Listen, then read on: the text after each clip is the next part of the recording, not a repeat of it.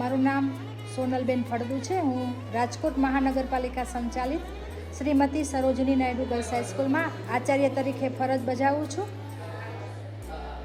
આજે અમે thalassemia test માટેનો કાર્યક્રમ શાળામાં રાખેલો છે। થેલેસેમિયા એક એવી બાળકો માટે ગંભીર બીમારી છે, તેનાથી બધા જાણકાર જ છે। છેલ્લા 10 વર્ષથી શાળામાં પ્રવેશ લેનાર દીકરીઓ જેને થેલેસેમિયા ટેસ્ટ કરાવેલો નથી, તેનો અમે દાતાઓ અને લાઈફ બ્લડ બેંક તરફથી થેલેસેમિયા ટેસ્ટ કરાવી આપીએ છીએ।